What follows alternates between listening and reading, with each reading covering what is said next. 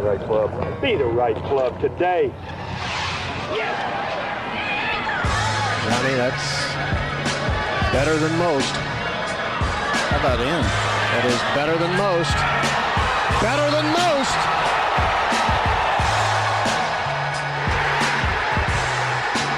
Expect anything different? Ladies and gentlemen, welcome back to the No Laying Up live show presented, as always, by our friends at High Noon. Solly here. Kevin Van Valkenburg is here. Hello, KVV. How are you, buddy? Solly, I'm doing great. I am super excited to talk some golf. I am glad we had a great finish to this golf tournament. There is a lot of golf to break down. Big Randy's excited to talk about golf, which has me excited. Hello, Mr. Randy. I legitimately am, guys. Can't wait to go live here. Can't wait to get into it. Welcome. Happy to be with you guys.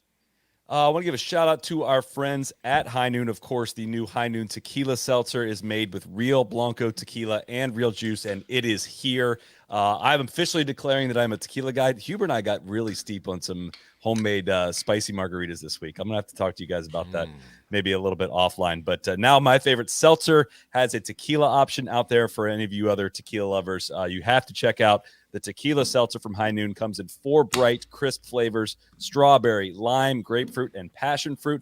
I already went through the strawberries, so we are on passion fruit tonight. They're 100 calories. They're gluten-free, no added sugar. In the seltzers, they hit the shelves March 1st. They're rolling out across the country.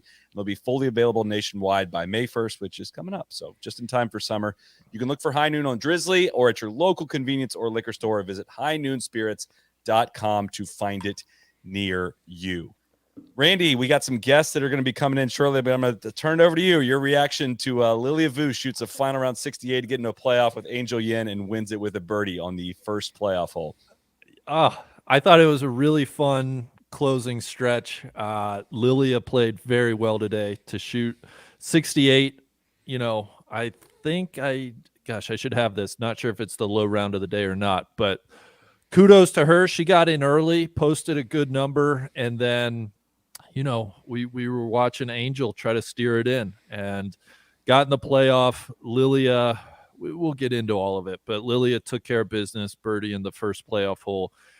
And I think we can talk about Nelly Korda, we can talk about Angel Yin, we can talk about a lot of things, but I think the big takeaway, this is a very good major champion for women's golf, and I'm excited to talk about why that is and to get into a little bit more of Lilia's story.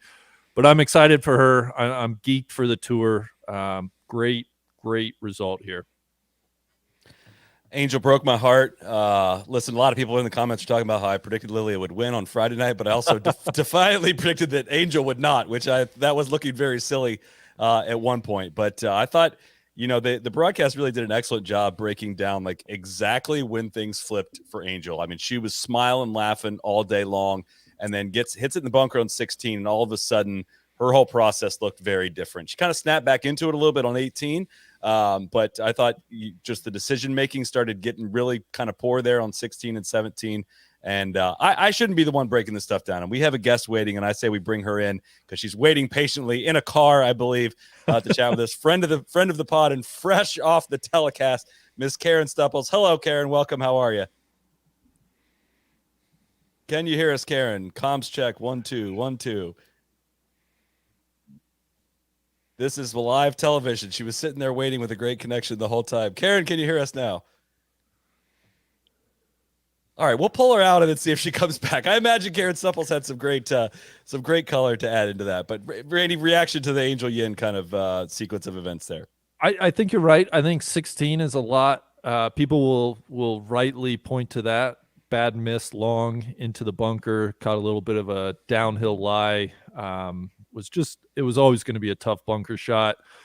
Didn't get it all particularly close. 2-putted, made bogey, which put her at 9 under, and then needing birdie on 18. But what I do want to say is I thought where things started to flip for Angel was that tee shot on 15. She drove it out right into the rough. Took her medicine, played a really nice, really sensible shot. Like I thought that's where it was going to go wrong, but that second shot she hit was really good. And I did too. But I think that was probably the first crack, right? If we're starting to look for, okay, her tee shot getting a little offline, she saved it there. and then made a couple mistakes. But I do want to credit her. I don't want to just I guess dwell on that, because she played 18 fantastically in regulation to then force the playoff. Pumped a drive, hit a very nice long iron into the green, gave her eagle putt a really good chance, ran it by, I don't know, it looked maybe 4 feet, and then hit a very confident putt for birdie to tie it. So it's weird. It was like she looked so in control, and then it looked like, oh my God, there's no way. We've seen this story. We know what's happening. She righted the ship on 18. And then that second shot on 18 in the playoff, then that's the one that I think really needs scrutinized. You said on Twitter, or maybe it was on our Slack, you literally have TIO everywhere. It's the biggest TIO you've ever seen. They'll let you drop it on the green if you want to, I'm pretty sure. You just hit it anywhere, and you get a putt from the fringe lying 2. And for her to miss short into the water with an iron there, it's I mean, in hindsight, it's inexcusable. That was where she lost the tournament. Played the game the right way, Randy. Didn't want to take that TIO. Right. Too much respect for the game. I listen. Let's just get the W, Angel. All right, I get what you're going for, that you have that kind of respect for the game, but just bag it up. You weren't gonna be able to stuff it from that distance, I didn't think. Right. And, I mean, she mishit it, and it drew on her too much. I mean, I know that she wasn't trying to hit it in the water, but there just wasn't a lot to be gained from even taking anything on there on the front. But maybe, who knows? Let's try take 2 here. Maybe we'll get a mulligan. Angel would have loved a mulligan. We're gonna try a mulligan with Karen Stupples. Looks like she can hear us now. Hey, Karen. I was like listening to your chat just then, and I'm like, I want to jump in. What do you have for it? What's your reaction to what from Angel there on 18 in the playoff? So I was obviously following her, and when I knew that she pulled out the 5-iron, and she had, I can't remember what the actual yardage was that she had, but I thought, crikey, she's going to have to really jump on this, because it was getting colder, and I'm like, this is a big 5-iron to carry the front bunker anyway. And I think that in her heart of hearts, she kind of felt like she needed to really jump on it. And that's why she pulled it left, trying to get more out of it. And I just think it was a poor club choice. In the same way, it was a poor club choice that she played in regulation back on the par 3. She had the right club in her hands the first time round with the 8-iron. Then she clubbed up to the 7. And of course, you can never fully go ahead and send it. If in the back of your head, you might have too much club, and she ended up hitting it in that greenside bunker, which was dead. There was no chance to come back from that. So I think it was a couple of mistakes clubbing wise, but I think she was genuinely confused with the wind on 17, and then on 18, I don't really know why. As you were saying, the stands are in play. Just go for it. I thought was kind of underrated, Karen, is just how far Lilia drove it past her on 18 there. I mean, Yep. you think of Angel as being like the big bomber, that she's going to step up here and take the advantage, and Lilia just smashed it. She did, and she took it over the trees and put it into such a fabulous place. I would say this, though, that Angel probably would have been still behind Lilia in her driving regulation, but not by much. She would have been behind her by 10 yards, so not quite the 30 yards that she did in the playoff. But yeah, Lilia looked more comfortable with that tee shot. Lilia looked more comfortable in that position in general. I think Angel, I mean, you got to love her. I mean, she's, you got to want her to do well and achieve and to be great. Because, I mean, let's face it, she's been on the stage since she was 13. She deserves a little bit of something good, But I mean, Lilia just looks like she owned it. Like she knew it. There was never any doubt. And she was going to be fine no matter what the result was. And I do think that Angel, there was so much more riding on it for her, because she's got so much more baggage there than Lilia does. And it's just hard. It's a hard thing to overcome. And I think the importance for Angel was way more than it was for Lilia, in terms of self-esteem and how you see yourself as a player. Karen, I know for those that have really been following women's golf, we've seen Lilia Vu on an ascendancy from really this time last year. I mean, her last 12 months have been excellent. For those that aren't as familiar with Lilia Vu, can you help kind of paint in the picture and what you Sure. think her potential is and what a win like this can do for her? Well, she's had a bit of a journey too. She came out on the LPGA tour, didn't really perform very well. I mean, she was a standout at UCLA, played fabulous golf. Everybody thought she was going to do big things, but didn't really find her footing on the LPGA tour. Had to go back to the Epsom tour where she played quite well. But it was kind of finding her confidence and knowing who she was out there on the Epsom tour. Then she comes back out last year, and all of a sudden she's a player that everybody is watching again. And it's almost like she needed a little bit of time playing professional golf away from college where everything is sheltered and you have somebody looking after you and everything seems quite easy, to boom, she's on the LPGA tour and it's hard. You know, you're fighting against the best in the world. Nothing's going to be given to you out here. So she goes back, works her way through Epsom. And I think that learning that she put in out there have really helped her now that she's come out on tour. She's realized that she's got some friends out here, that she's not going to be alone, and that it's much more of a familiar place to her. And she knows that her game is good enough. I mean, we've all seen it now. I mean, the fact that she goes ahead and wins in Thailand to get her first LPGA Tour victory and really stamping her claim in that final round, playing some great golf, shooting low numbers, and just over the golf course again. And she did the same thing here. I mean, the conditions today were so tough early on, just brutally cold, windy, on a golf course that is actually very unforgiving, certainly around the greens. And her extra length really paid dividends for her today. I suspect this might not be the last time we see Lilia in a final, I say final group. She did not play in the final group, but I guess I'm thinking more of the playoff. I mean, where do you like her going from here? It feels like, she could be involved in a number of these over the next several years.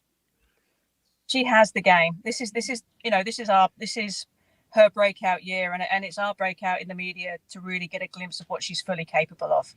I think the playoff was particularly impressive, just the way she grabbed hold of it from that first tee shot.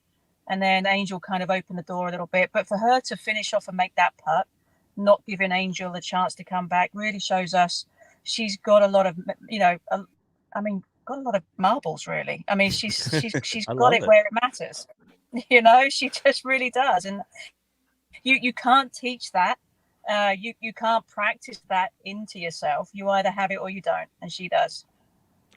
I'm so glad you phrased it that way, because the next person I was going to ask you about,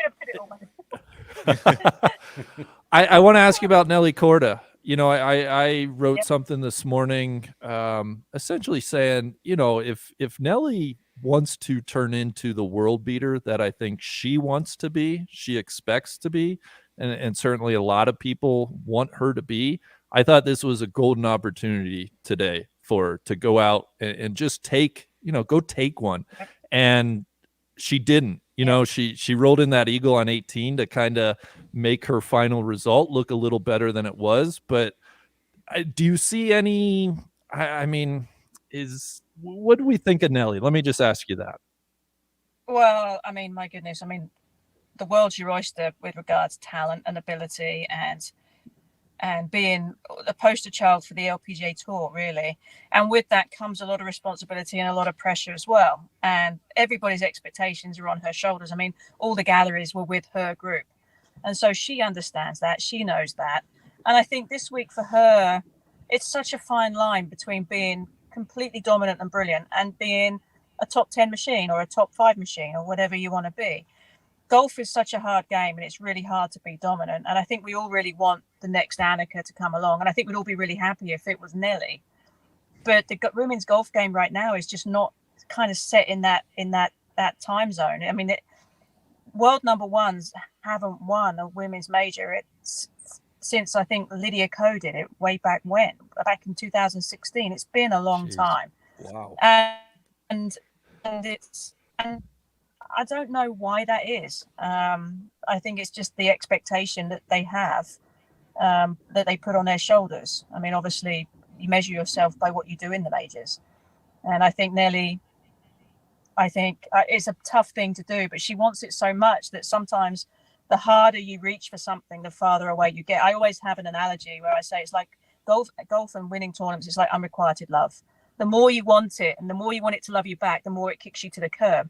It's like your high school crush. You just can't, the more you want them to love you back, the more you adore them, the more they say, no, thank you. And that's just like golf.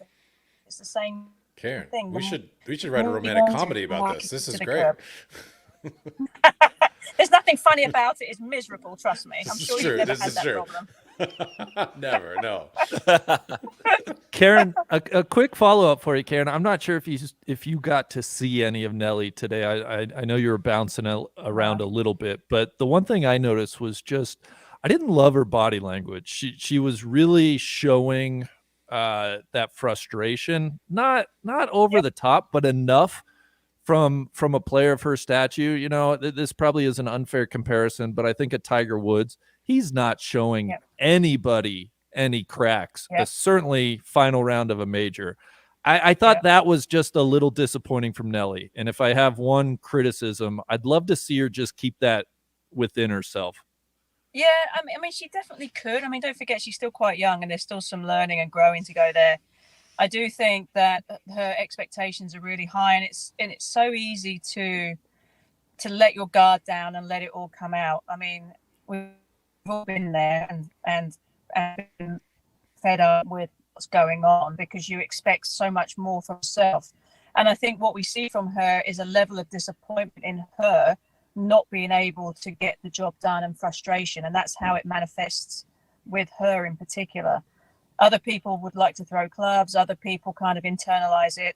And maybe we don't see it with some people. I mean, you think about your MB Parks of the world or your other, your Siri Parks, your other great players from Korea or Asia in general. They typically tend to internalize it and keep it all to themselves. So we think that the stoic approach might be the best way. But at some point, you have to try and get those feelings out. Now, whether it becomes about being down about it as opposed to being angry and more aggressive, and maybe that might serve her better if she can turn it into something that is an aggressive move, like more angry as opposed to maybe a little sad. That might be the way to go. But maybe it's just a question of her understanding and knowing that that's what she needs. We'll get you out of here on this one, Karen. We have some things to talk about on this back end, but I'm curious to get your perspective with someone that's obviously much closer to the women's game. But what's your true reaction to this first Chevron in Houston at Carlton Woods? The whole atmosphere, the major championship atmosphere, the vibe, the setting, everything. I just want kind of your reaction to this change in the women's golf major championship scene. Well, okay, so I think when I speak for everybody, we loved Mission Hills. There's no denying it. I mean, everything about that place was wonderful. But I would also say it was dying there too. The fans weren't coming out. It wasn't well supported anymore. It had lost its glitter. I mean, it just wasn't the same event over the course of the years that I played there. I think the timing was right for a move. I think everybody was sad that it had to move, but this didn't set as I thought it would. My first impressions on the golf course are it's major championship worthy. It's not your typical major championship course in that it's, you've got Bermuda grass everywhere. But I like the toughness of it in the greens. It was not an easy course to play. I mean, the fairways were a little wider than I would have expected, and the rough wasn't particularly long, and players could get away with that. But the greens were firm and they were really hard to read, and they had a lot of undulation to them. You had to be really target disciplined, which is something I think should always be required in major championship. You have to pick your target and be disciplined enough to stick to it to get a result, as opposed to being able to wing a shot in there and see the flag and just wing it in there at the flag and get away with it. I think you have to, work your way around the course. You have to have strategy and a game plan. And I think this golf course delivered for that. The build-up of it was magnificent. You had stands and corporate buildings and everything that you'd expect to see at a major venue, and it felt pretty big. The golf course itself had the risk reward that you want. However, the pond was pretty disgusting. But it was pretty foul looking.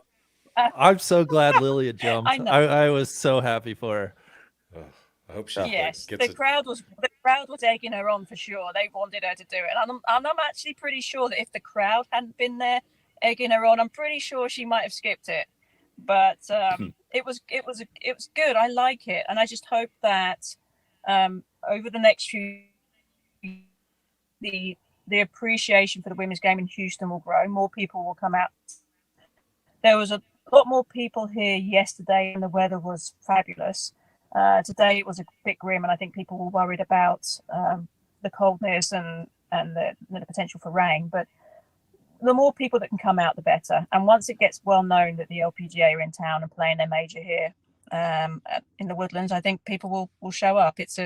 And they'll enjoy it. There were so many young kids out there and young girls, and that was awesome.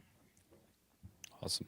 Well, thanks so much for dialing in from a vehicle into our very urgent show that needed to happen. But we always enjoy your insights. So thanks so much, Karen, and best of luck the rest of the year. Hope we see you soon. I love it. You're the best, Karen. Absolutely. Thank you.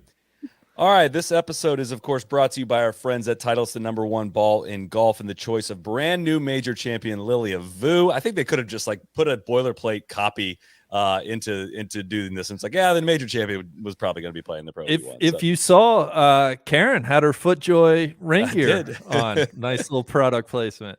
As well as first-time PGA Tour winners Davis Riley and Riley Davis both won. I believe also Nick Hardy won at the Zurich. Lily won the Chevron playing her new Pro V1X golf ball. She made the move to the 2023 Pro V1X to begin the season after some off-season testing and help bring down her long game spin without sacrificing any of the short game performance or feel she loves about the Pro V1X. She's now won twice in 5 starts on the LPGA Tour with the new ball. And this week, Lily was one of 95 competitors playing a Pro V1 or Pro V1X, more than 7 times the nearest competitor with 12. It was the same story over in New Orleans. 76% of players in the Zurich playing a Titleist golf ball, including the champions Davis Riley, who's in the Pro V1, and Nick Hardy in the Pro V1X. Davis recently made the move to the Pro V1 from the Pro V1 left dot. He said, left dot was a pretty low ball flight. I was able to achieve a higher trajectory with the longer stuff with the new Pro V1, which is what you're looking for coming into firm greens. I was able to get with this ball and getting more trajectory for the right reasons. This was higher launch, but maintaining a really good spin. And of course, Davis also games Titleist throughout the bag. TSR 3 driver, TSR 3 wood, TSR 2 5 wood. We can't get through all the copy if they're going to have this many winners in 1 week. So for more on Davis's setup, Lilia's golf ball, and to see how you can get fit for the best equipment for your game, visit Titleist.com. Ooh, good one there, Solid. Yeah, that's right. KV, you had a little on Lilia's backstory and family backstory. Yeah, guys, I'm just a sucker for great backstories. I don't know, this has been told a little bit about Lilia before, but if this is sort of your first exposure to her, one of the things that's most kind of interesting about her, her family comes from Vietnam. That's kind of their heritage, obviously, but she told this story a little bit earlier this year when she made it back to the tour. Her grandfather, after sort of Vietnam was kind of destabilized completely by the Vietnam War, her grandfather was basically like, I need to get my family and as many people who I can out of here. And so Lily told the story about how her grandfather would basically just kind of disappear for a month at a time. And he was off building a boat that he could, the biggest boat that he could possibly build.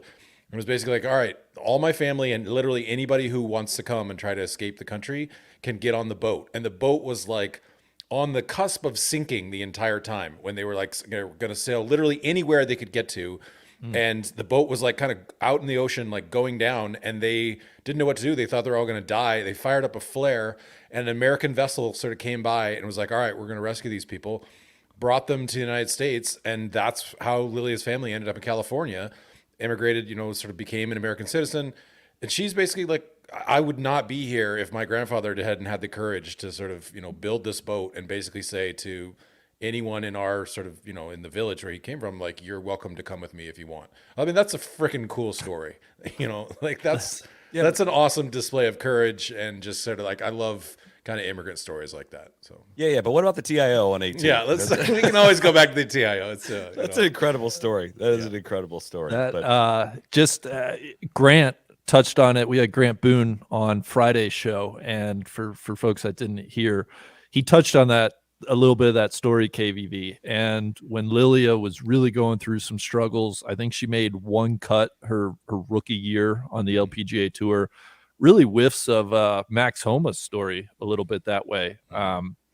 she thought about quitting the game. And as Grant told us Friday, she was talking, Lilia was talking to her mother, and he made it sound like, Lilia's mother was like, listen, what our family has gone through to get to America, to provide you with this opportunity, you're going to have to work through a little bit of adversity. This isn't the end of the world.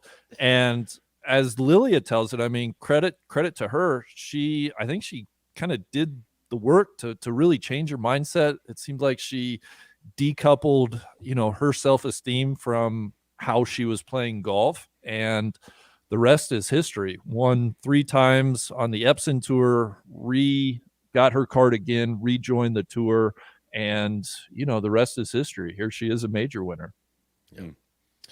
Well, listen, this guy is always he's always adding a ton of value on social media and various platforms when it comes to major champions or any kind of golf on Sundays. If you're not following this guy for a little bit of perspective on what's happening, and I find it especially helpful if you've missed any of the golf and you're trying to get caught up. Everyone knows him. It's Mr. Justin Ray. He is here to shine some light on the golf tournament that we've just seen. Justin, how are you on this Sunday evening? Thanks for coming on. I'm better than I sound. I want to apologize in advance. I'm going through allergy hell right now, but better than I sound. That was an exciting final round. I thought my hometown of Houston showed itself pretty well. You're on a better connection and a clearer picture than we had with Karen as well. So that's always appreciated. But hit us with some goodies from Lilia Vu from this past week. Yeah, so Lilia was outside the top 10, tied for 11th, entering the final round. She's the first LPGA major winner to come from outside the top 10 to win since 1988. It has not happened since Sherry Turner at the 1988 LPGA Championship. I just checked that 4 times because I could not believe it. And then I looked into the men's game. I'm like, this is crazy. Like, what's the last time that a man in the men's majors? Can we try to guess? Can we try to guess before you? Absolutely. Where did Schwartzel start at the Masters? No, he was in the final group, I think. Oh, was he? I just remember it being a free-for-all. No, he was not outside the top 10. Okay. It wouldn't be like Paul Laurie at the Carnoustie, would it? It would be. That's the no last way. time it happened. Paul Laurie. So I wanted to guess. That was the last men's major championship winner outside the top 10. It's kind of crazy because you think, 10 players doesn't seem like a whole lot, but only 2% of LPGA winners in the last decade actually have been outside the top 10 entering the final round. So we had such a bunch leaderboard this weekend at Carlton Woods. It was a little bit, we don't often see that at major championships, but Lilia was able to put together a great round. Leaders backed up, and we saw what happened. So first time since 1988, though. Kind of That's crazy. Insane. That's a great stat. So number 2, I'll stick with Lilia Vu. All right, let me Jay Ray, let me just jump in here. I tasked Jay Ray sure. just to set up this segment. I was like, Jay Ray, I want to have you on. Bring us your 5 favorite tidbits from the week, and we'll react to them. So he's got 5 for us. Justin, go ahead with number 2. Sorry. Thank you, Randy. I would just keep firing at will if you were. I was going to wonder. It's like this: what you do when you go to parties? You're like, all right, so I got 5 things that happen. It's a big hit with everybody. Yeah, just start rattling stuff off. So Lilia's growth just as a player over the last 6-9 months.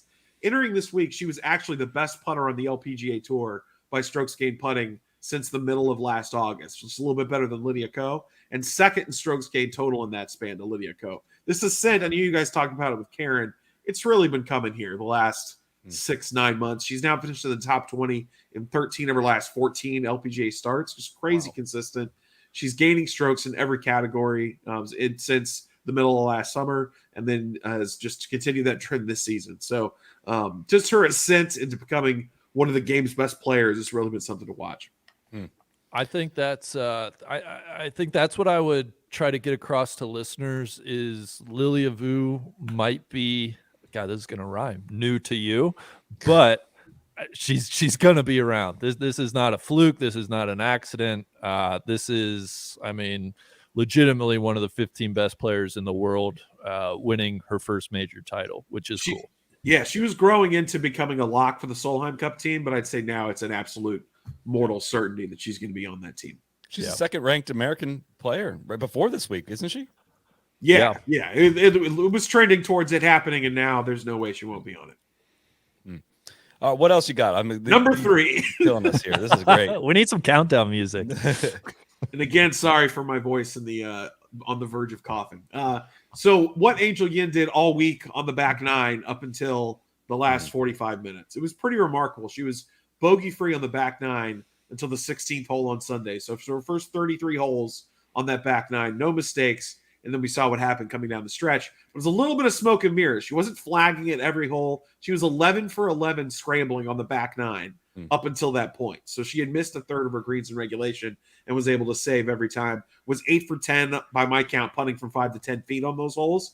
I don't want to say it was a statistical inevitability, but we were building towards like she's kind of piecemealing this thing together, and we were bound to see some kind of regression. Unfortunately for her, it happened right down the stretch. Was good to see her make that birdie. Obviously, they'll get into the playoff, but a really talented player who's, I don't think her world ranking right now belies the talent she actually has. We saw, kind of what was on display here over the weekend.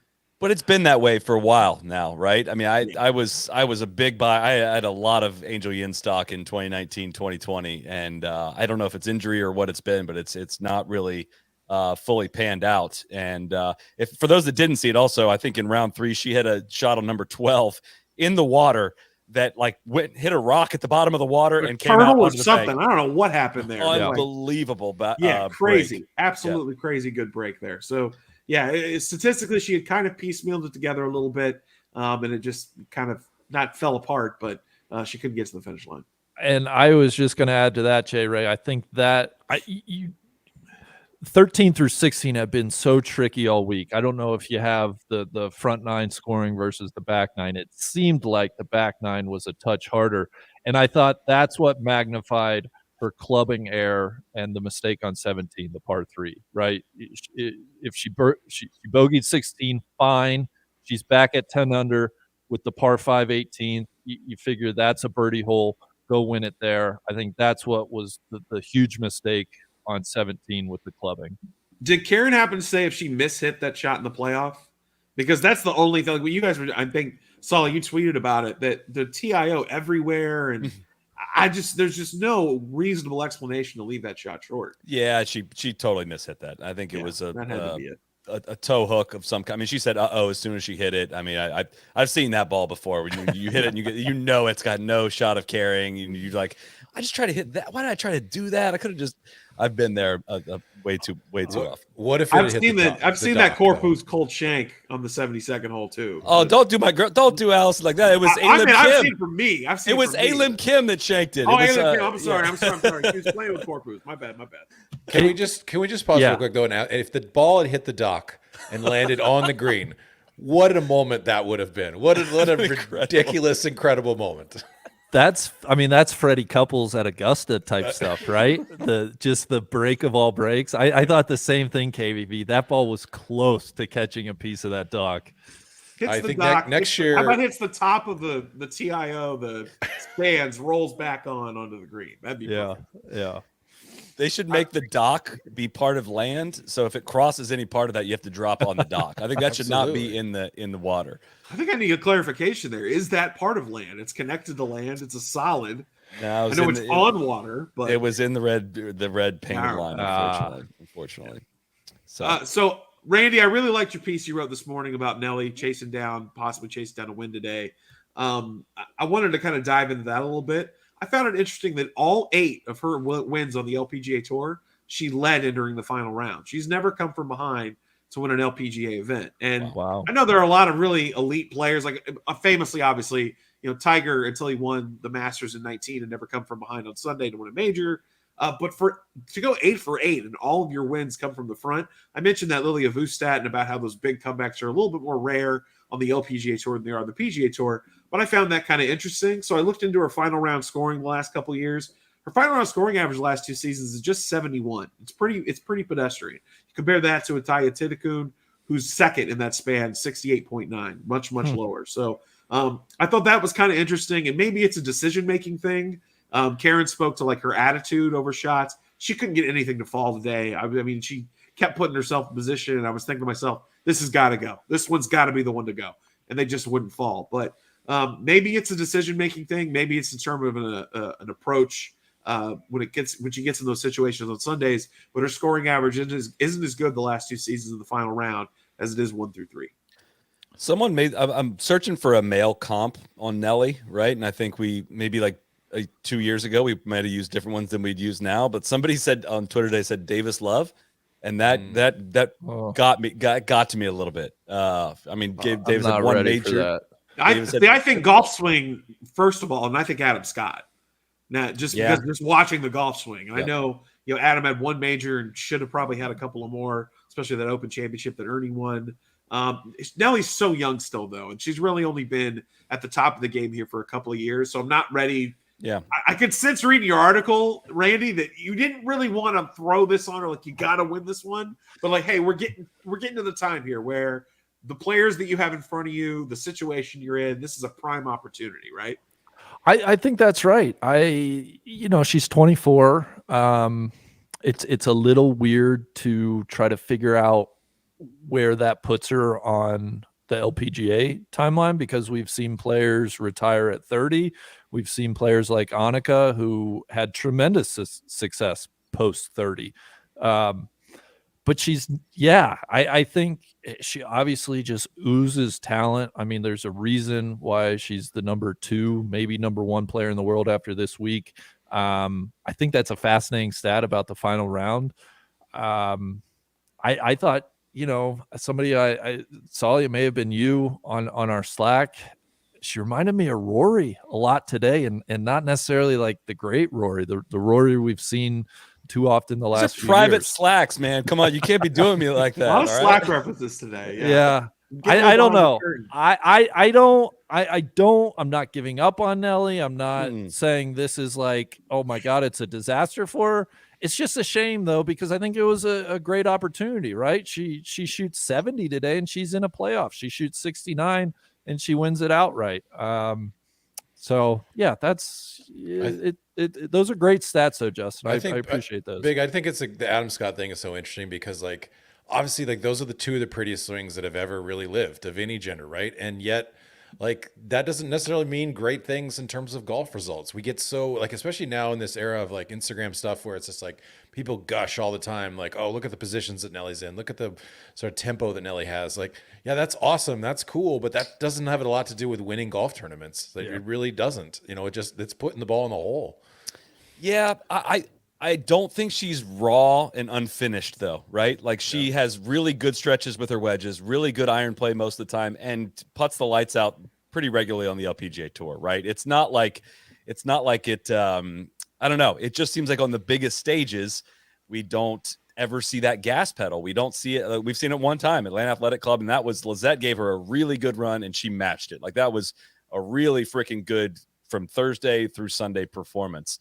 And it just seems like she plays with a governor on of some kind. I can't describe it. It's rare to see somebody that has so many more physical gifts than the rest of the field. And I guess that's just what tends to lead to the disappointment from watching as a fan. I will say, analytically speaking, the most interesting thing about Nelly this season is that she's near the top of all the different scoring average, strokes gained total statistics. She's losing shots per round with her approaches and still doing that. So if she just gets a little bit better there, watch out. I mean, because we all know how important that statistic is in both the men's and women's game. For her to have negative strokes gained approach per round and still be at the very top of the game. And, this was her best finish in a major since she won that women's PGA in Atlanta a couple years ago. Watch out. She gets that fixed. Underrated story that we hadn't talked a lot about this year is she changed equipment too. I mean, she changed the entire bag. And, this was the first major she played in the new equipment. And, that's surprising about the approach play though. That's because I feel like when I've watched her, she hits it down there so darn far that she, has this advantage over the rest of the field. And a decent 9-iron is going to be way better than a lot of hybrids that from people that she's playing with. And that mathematically, she's just going to rise near the top. But it's that final round against Lizette in Atlanta was the perfect embodiment of that. Two totally different styles. Yeah. I was just going to say, it's. Oh God, I just lost my train of thought because Grant Boone just texted me something. I'll just say big name drop. One of the things I liked about your column is like, I think of great athletes, we ask a lot, right? And I think sometimes with LPGA players, there's this kind of like kid's glove of like handling like, oh, we want, to everybody to like each other and everybody going to grow the game. And like, that's not what like Nelly's asking for, right? Nelly's asking to be the best player in the world. And so I like that column because I was like, yeah, okay, show me that. Like, I don't want to be about Nike ads. I don't want it to be about like, how many Instagram followers you have or how much people want this for you. I want you to show me like you can take this next step. And this whole year is going to be about that. This doesn't mean that it's not going to happen. Like Pebble's going to be a huge, huge moment for her because it's going to be like this big moment for the women's game at this super cool course. And like, we're all sort of like, how great would it be for golf if Nelly like tore apart the field like Tiger did at Pebble all those years back? It could be a huge moment. And so we're asking for that because we all want it to happen, not because we want to like shit on her. No, I think I wonder, like, how do I phrase this properly? Like, do we fall for it because she's like almost 6 foot tall, like blonde American? Do we want it to, I watch some people that have less tools than she has, less stature, less physical ability, outplay her relatively consistently. And I'm wondering, like, are we like, as media people, are we drawn to the hype of like someone that can have that kind of leverage and that beautiful of a swing, and that might, like, we want her to be a bigger star maybe than she is? It's a fair question. I think there's certainly bias in that. We're all Americans, and I think it's no secret that the LPGA would love a true bona fide American superstar. And so anybody that seems to fit that mold, Lexi Thompson, is going to get gassed up. I think Nelly's family pedigree plays into that some too, right? Her parents were very good athletes. Her brother is a great tennis player, as I'm sure everybody knows. It's just interesting. Like KB or whoever just said, could she boat race the field at Pebble? Like, I absolutely think she could, right? If everything clicks and she feels really good for 4 days, she can go bury the field. What I would love to see her do is hey, conjure something. You don't have that A game the first 2 rounds, maybe the first 3 rounds. Dig it out and go, go scratch and claw and fight for one.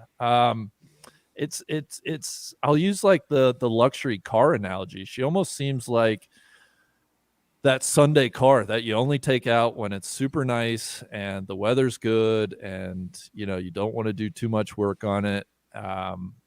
But sometimes, like, damn, I just want that car I can drive every day that I can beat up a little bit, right?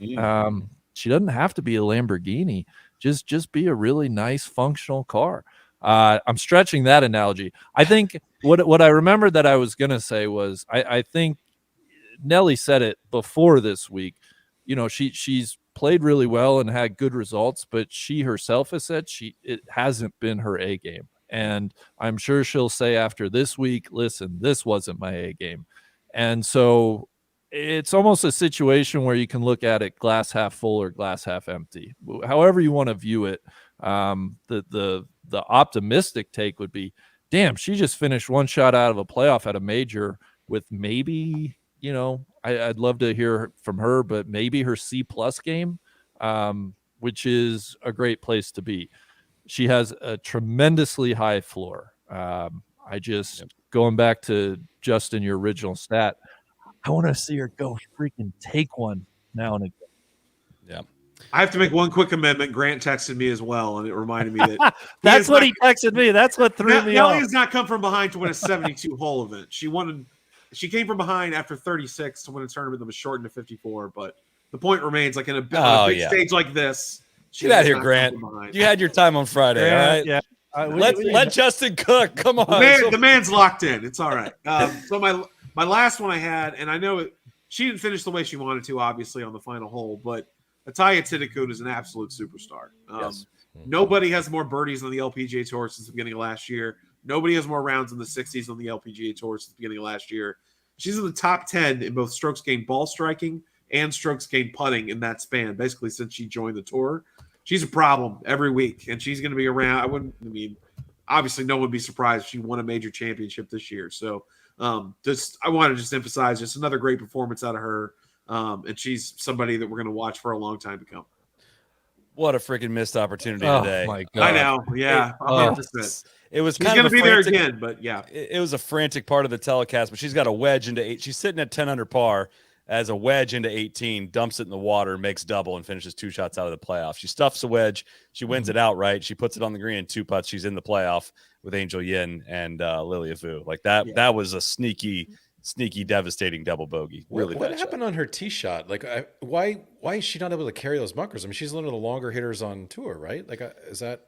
I don't know if she caught. It didn't seem like she caught that well. Not a lot of players were taking that route, and I don't know if it hit a tree limb on the way down or what. But she was watching that one, a little curious. I thought it hit a limb. I could be mistaken, but it just the ball flight wasn't. I wish we had shot tracer on 18, just because like seeing it take over those trees or take it left of those trees, it would have been a cool look. I was joking, like, why don't they run over and bring the shot tracer from one of the other holes during the playoffs, so at least we could get that.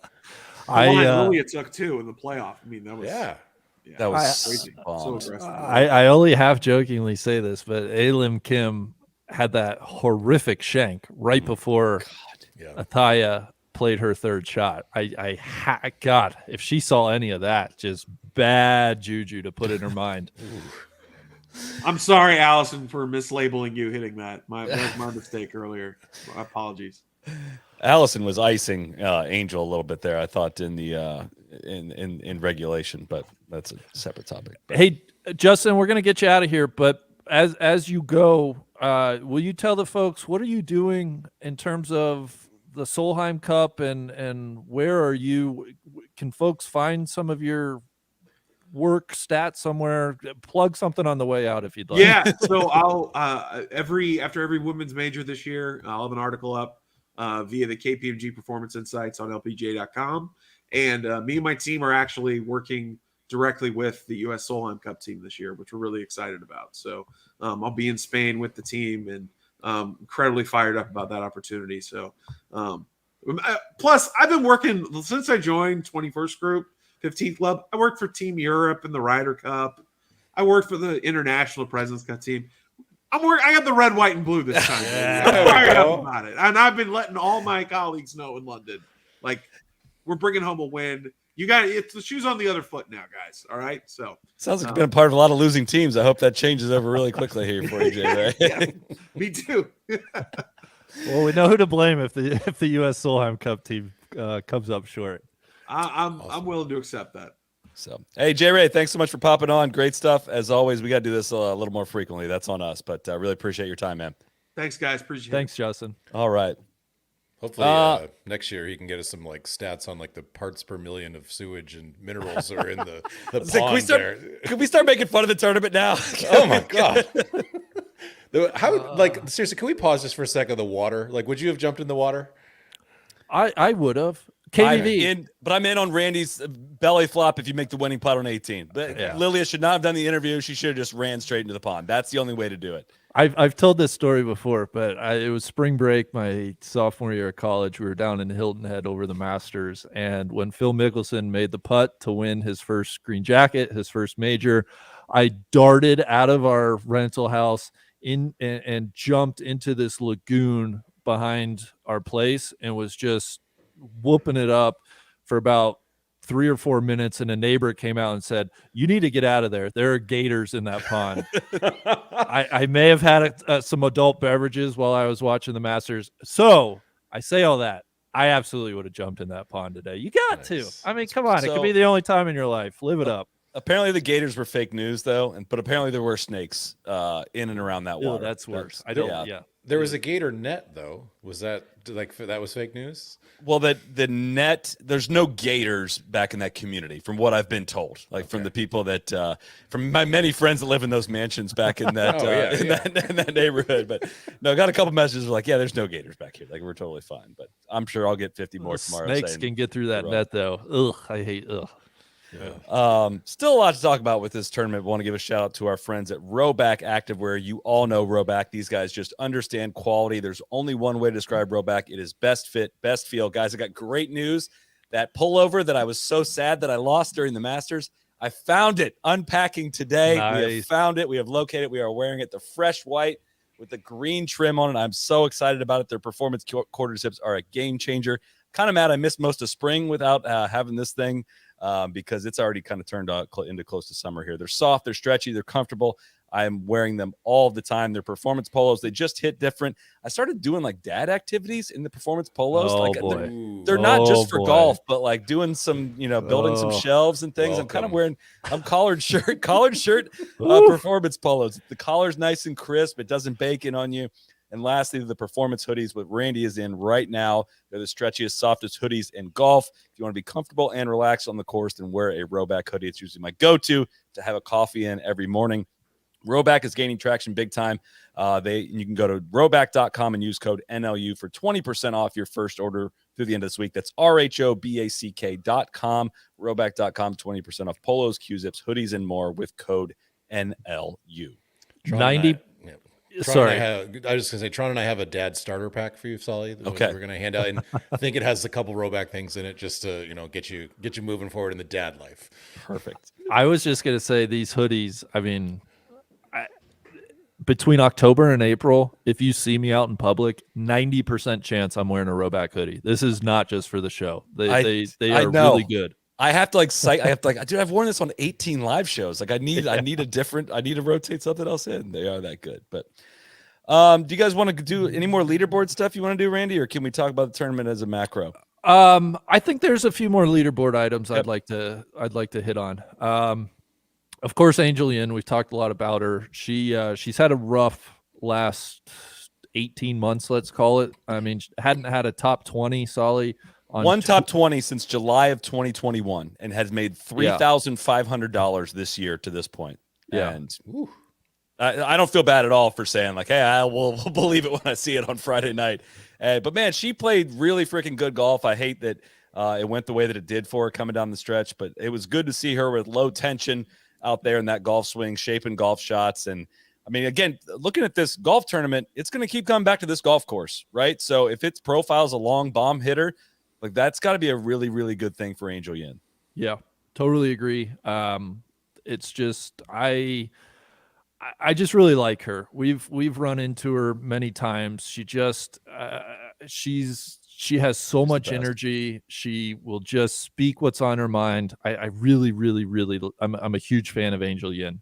Disappointed. I mean, I thought she would have been an unbelievable winner today too. But so happy that she has seemingly found some form. She seems to be healthy. I know a back injury played a big part in a lot of her struggles. So just wanted to tie the knot there on Angel. I think we gotta shit on Albane Valenzuela a little bit. What was in going her decision on there? 18? Yeah, just to set the stage, she was at 8 under on 18T. She knew that Lily Avu was in the clubhouse at 10 under, meaning Albane needed to eagle 18. Did she know? Did she know? Yeah, They sure. were saying on the broadcast they didn't think so, which I thought was a her cop fault. out. You gotta know. You gotta know. And like they said, if she doesn't want to know, her caddy has to know. And for her not to even hit driver on 18, I mean, she took any chance of reaching into out of it on the tee. And I don't know. I just, God, she hasn't been in this spot at all as a professional. And you don't know how many spots like that you're going to be a part of. I just think you owe it to yourself to go for it.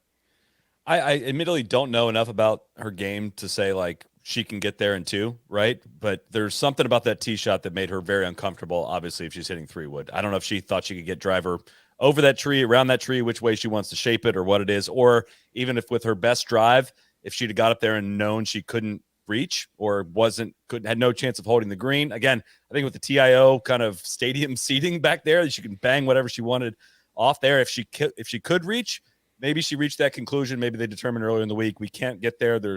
It's just can't happen. I'd be surprised if that was the case. How many eagles were there on 18 today? I know Nelly did, but the broadcast didn't really show a whole heck of a lot more. Maybe that's it. Tough pin to get close to, but maybe you're hoping for a chip in, to make it happen.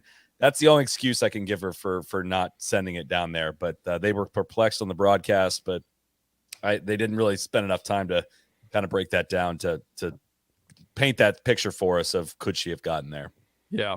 So she pars 18, finishes at 8 under, tied for 4th. So the upshot is, by far her best result in a major as a professional. So kudos to her. She's she plays under the Swiss flag, so important. I think she's hunting a spot on that European Solheim Cup team.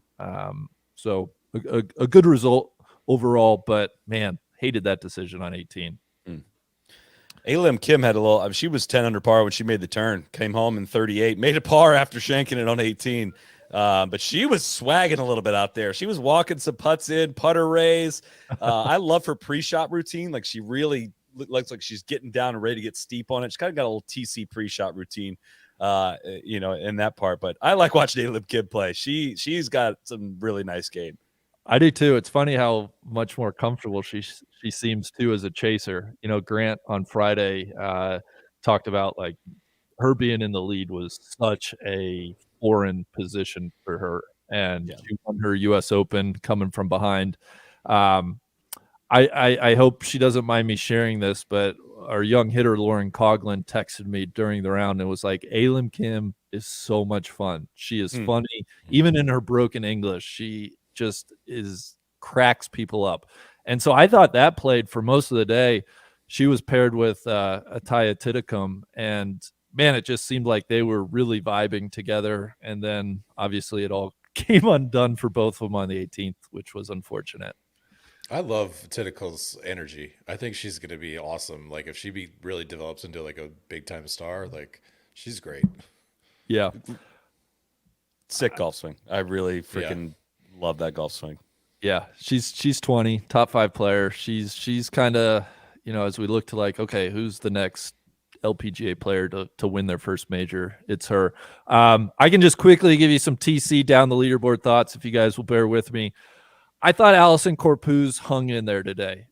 Again, she found herself in a very unfamiliar position and very easily could have shot 78 today, I thought. And she hung in, and she had a very, very solid week, finished at tied for 4th, 8 under par. I know not the final round that she would have liked, but I was impressed with just her ability to kind of hang in there.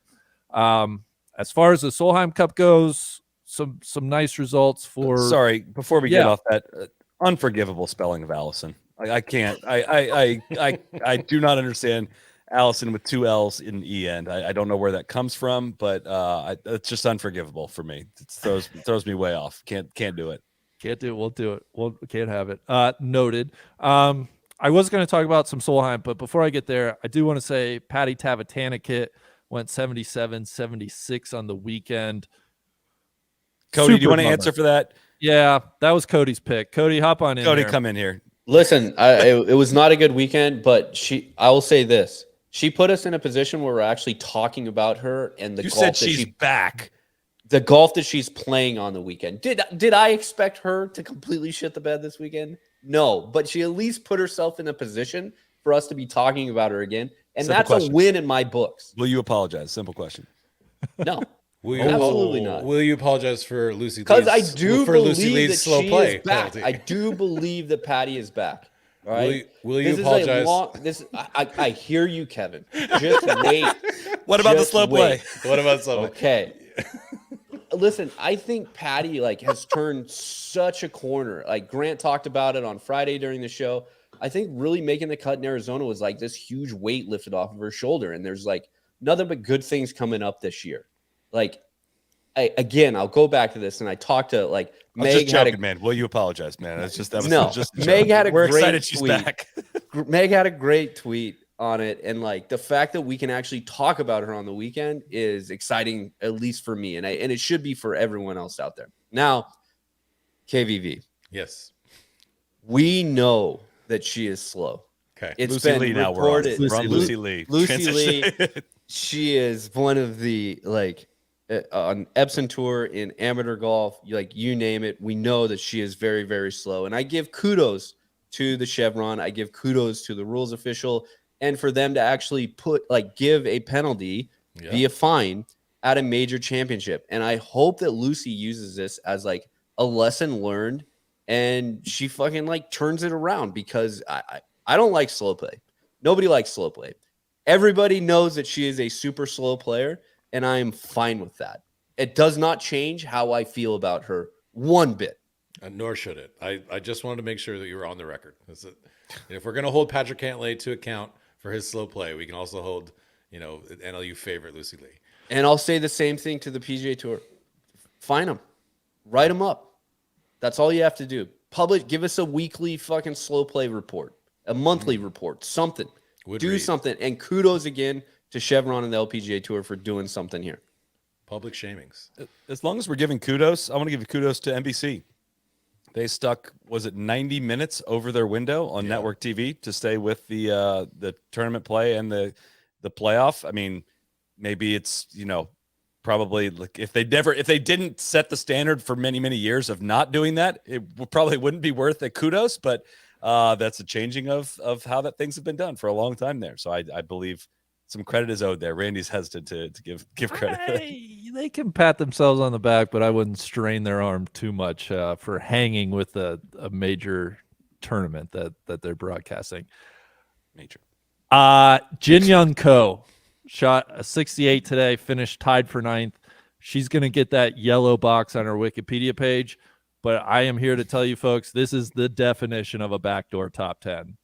God, I love the yellow box. Like Let's just call them yellow box performances from now on. We don't need to say the Wikipedia part. I love that.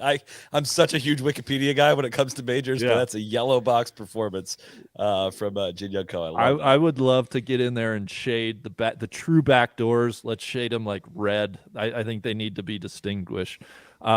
Speaking of top 10 again, so yes, backdoor top 10 for Jin Young Ko. I will say this: she did not have a single round over par. She shoots rounds of 72, 71, 70, 68 for this backdoor top 10. I don't know what else you want her to do on a Sunday when everybody else was completely lighting themselves on fire. She fires a final round 68 to finish at 7 under. What else do you want? I just want her to play a little better the first 3 rounds. I mean, probably be a factor in the tournament. I don't think that's too much to ask. Today, on the hardest day that the course actually had teeth, we are upset because she shoots one of the rounds of the day. I'm not upset about her performance today. I'll give you this on Thursday, not so good. But hey, guys, can we talk about J Ray's stat about no number one player has won since Lydia Ko did? Like, is the Rolex women's rankings too much of an anvil around the neck to win majors? That's incredible. That is more incredible than nobody coming from outside of the top 10 to win since 1988 for me. There's not that many that have done on the men's side either. It's thin, but the gap between 1 and 10 is thin on both sides of the aisle. I'd say there. I mean, I think it's still, if you're number one player in the world, you're coming in with at best a 10 to 12% chance of winning the golf tournament, right? So back to 2016 for a number one overall winner. That's not like 8 years that's not insane. Since no number one player has won a major. So we're talking 24 majors that the number one player hasn't won. That's a lot. 8 times, wasn't it 5 majors, right? Well, 5 majors. 40 majors. That's really good math. 40 majors. Is that right? There've been 40 majors since 2016. Well, I don't know. 2020. I don't think we paid. We didn't play 5. Yeah, we didn't play 5, but you get the idea. It is remarkable, and honestly, I don't think we need to have the conversation today. But at some point, we got to talk about Jin Young and her majors. I'm just saying, she's got 2 of them, and that's great. Are they the 2 fake ones? Yeah, they are.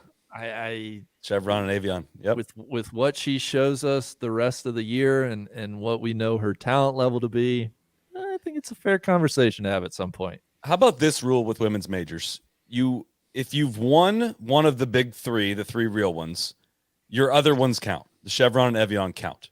But so you have to have won one of those and then the rest. So if you got to validate it. Yeah. If Jin Young Ko wins a US Women's Open or a Women's British or the Women's PGA, she'll have 3 majors, but right now she has 0. I think that's a fair way to go about this. Okay. I actually like that. I like that. I know we're going to talk about that a little. Just a couple more notes. Sorry. Let's see. What do I want to do? Our first round leader, P.N. Chain, finished at +5, tied for 49th. That's sick.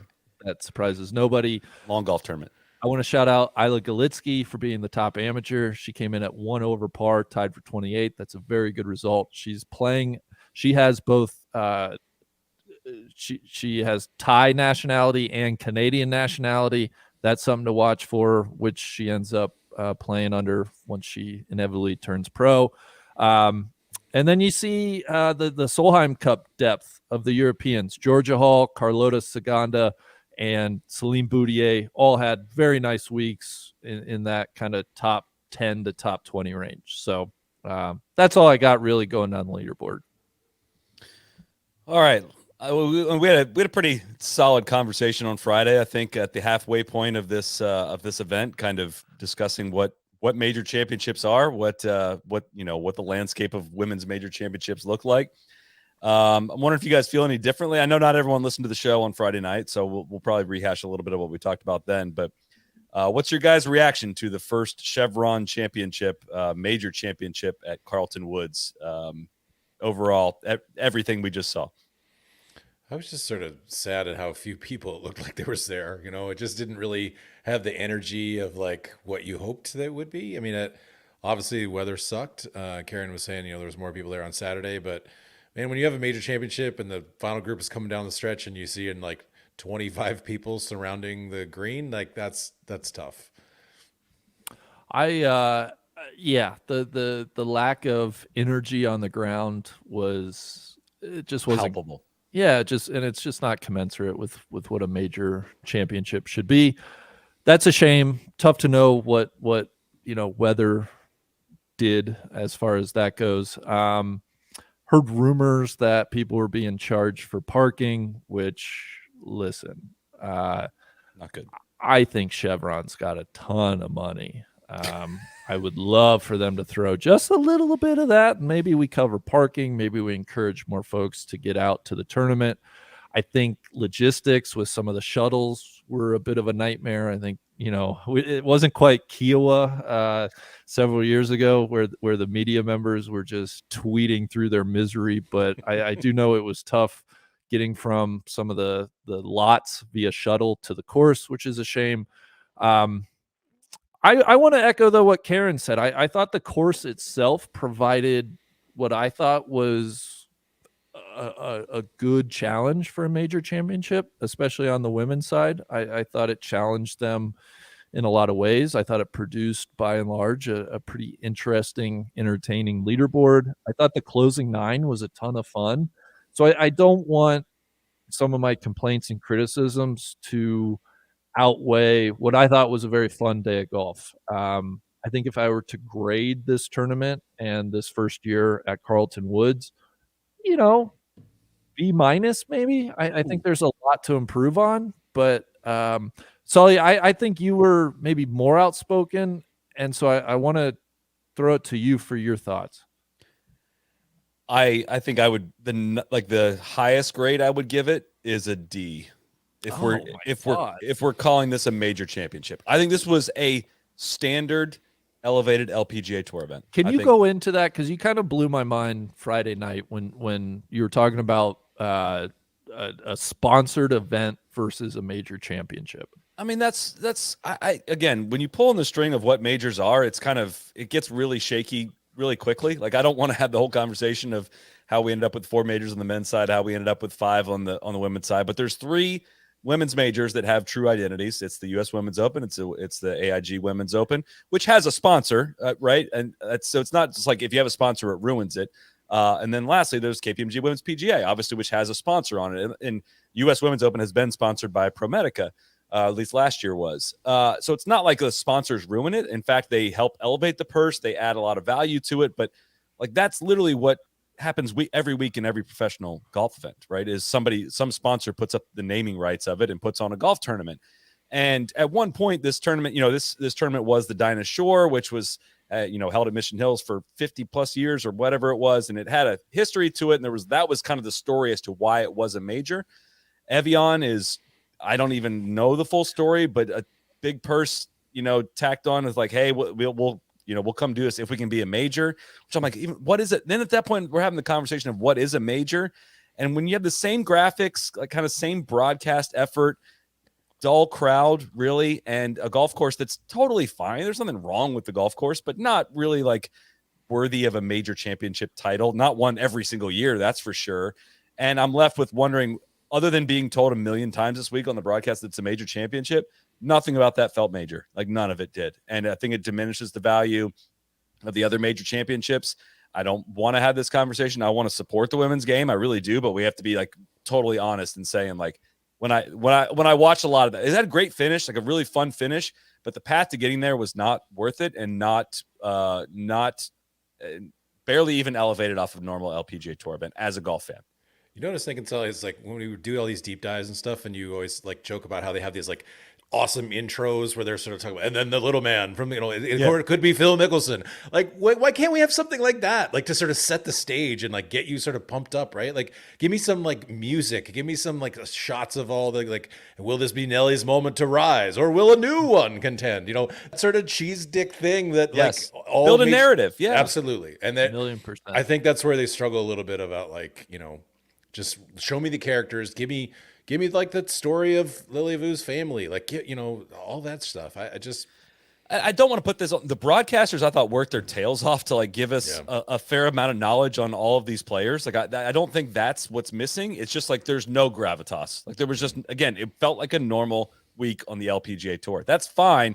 I just like don't like being, I don't want to say lied to or like pretending like this is the same as winning the KPMG or winning the US Women's Open at Pebble. Like that, those two are not in the same bucket. I'm sorry. I'm not even, I'm not sorry. Like that's just an obvious thing that like I feel like otherwise we're kind of pretending to elevate this thing. Will you not apologize? I will not apologize for saying that. Like, come on, like it's on. I don't know. I don't. Again, I want the women's game to expand. I want it to grow. I want it to succeed, and I don't think that's the path. Like whatever the path is, I don't think it's what we saw this past week. I don't want to rush to judgment on it. Like it takes years and years and years to build up major championship pedigree. It was probably never going to happen in year one. I know they're going to renovate the course some. I just don't think they're that close to solving it. It's an overall feeling of watching that. And that was the sentiment I gathered online. And I struggle to see it expanding at this location. So you raised very good points. I can't disagree with any of them. I guess where I would maybe just drill in and have some nuance is we'll be very curious what type of changes they're going to make to the course. The word is they're going to start immediately. Again, having like a pretty challenging stretch, 13 through 16, you got a par 3 17th, you got a reachable par 5 18th. I can squint and see the bones of a course that, can play host. Now, is it the best course? Is it the best place they can be? No, it's not. I want to try to like it though, because it's going to be there at least for the next 5 years. Now, Solly, what you said and KVV, what you said is exactly right. And I've been banging this drum for years and years is the way they present the golf tournament is just where this comes up woefully short of what a major should be. They had an hour of Peacock streaming, but essentially Saturday and Sunday, they had an hour on Golf Channel and then 2 hours on NBC. So you get 6 hours of TV coverage at a major on a weekend. That's not acceptable. There's no place to go for dedicated streaming. I would have loved to have watched the Nelly group, all 18 holes. I would have loved to have kind of seen her first 6 holes. I would have loved to flip over and watch Lilia Vu, when she's making a charge. The lack of streaming is a huge problem. And then, I think this just ultimately falls on Golf Channel, NBC, the higher ups. There just doesn't seem to be a lot of resources put into making this feel like a major. KVV, you're absolutely right with some intros, trying to build narratives, trying to build storylines. That's honestly, it's inexcusable. I mean, it really is. I read Beth Ann Nichols came out with a piece today. A lot of leaders from around the world of golf converged at Carlton Woods earlier this week to talk about the women's game and how they can move it forward.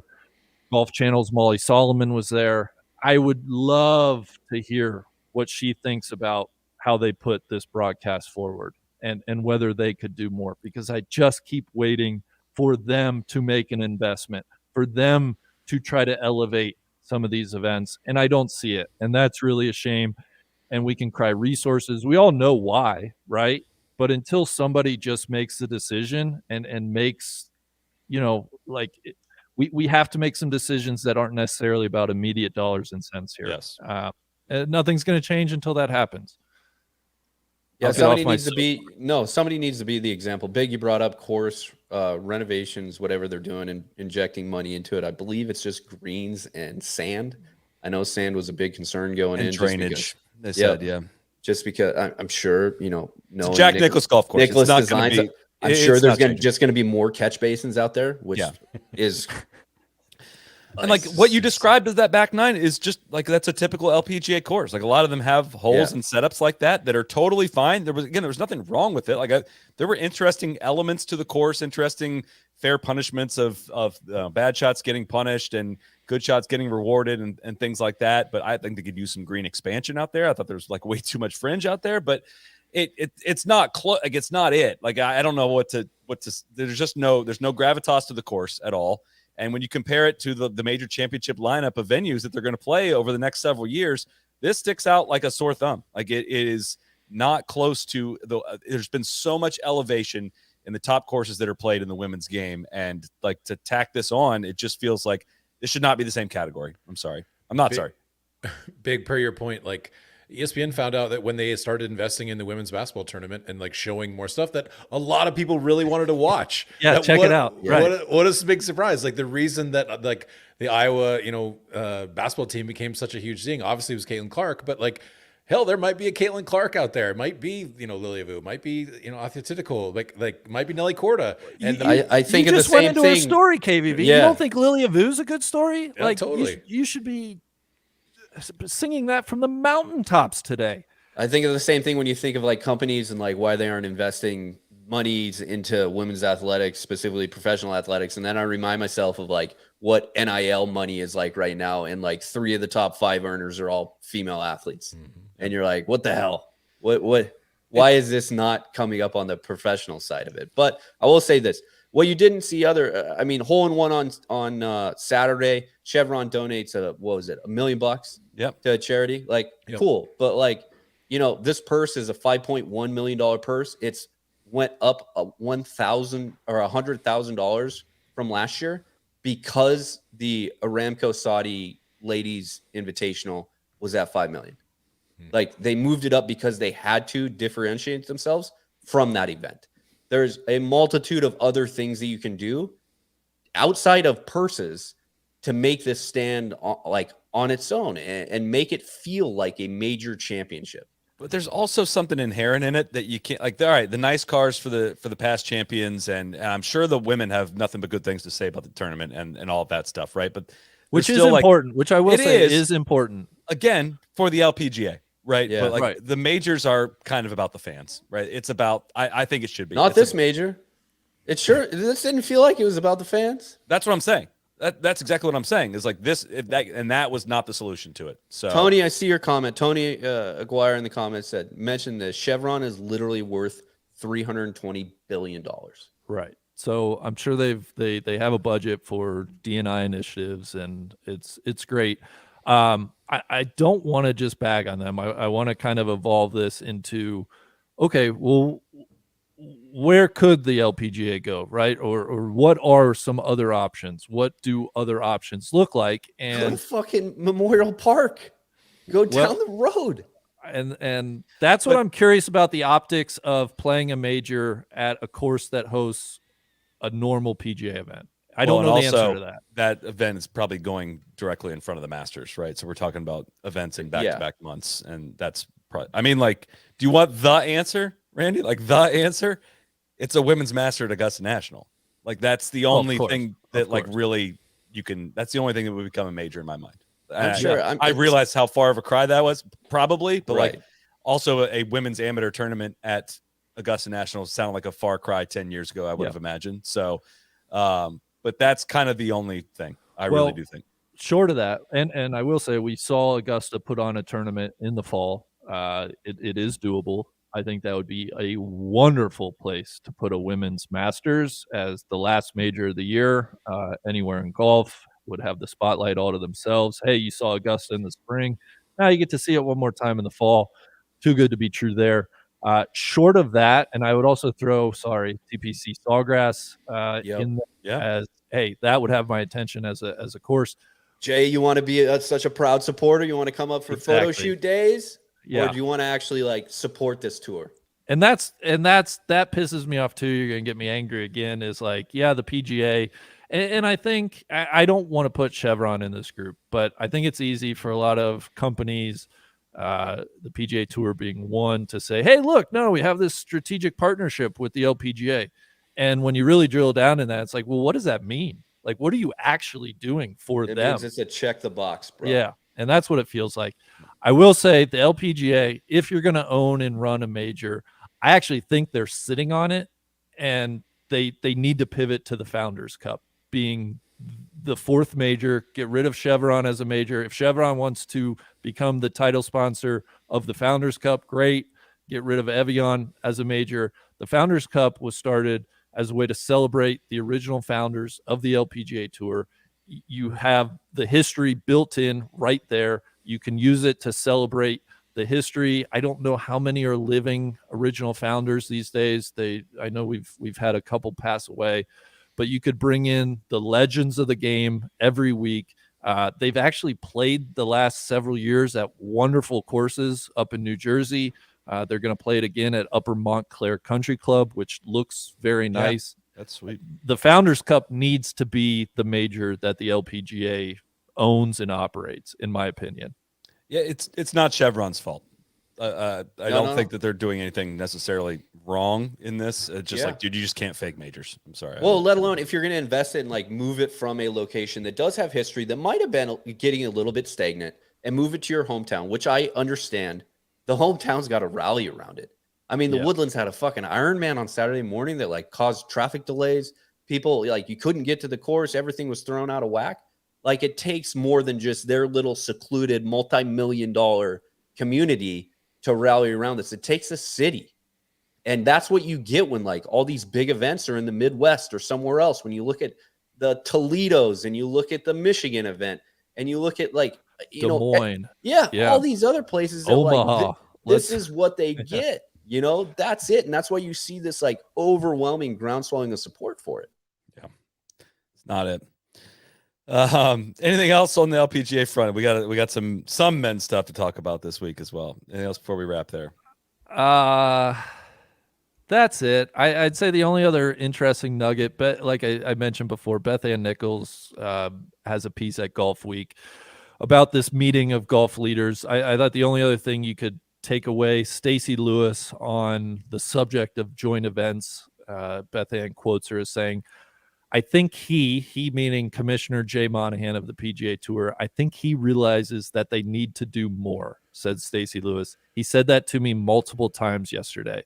It's just now whether we can push it forward and actually do something about it. And I would say freaking men, and the proof will be in the pudding.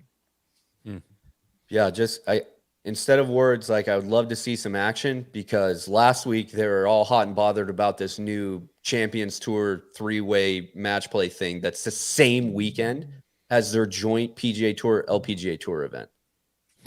So which one is a priority for them? The old guys or having a joint event with the ladies? They need to figure it out. I'm glad they had that joint event. That's everyone. We're just waiting for that. Like, well, there were so many fans asking for that.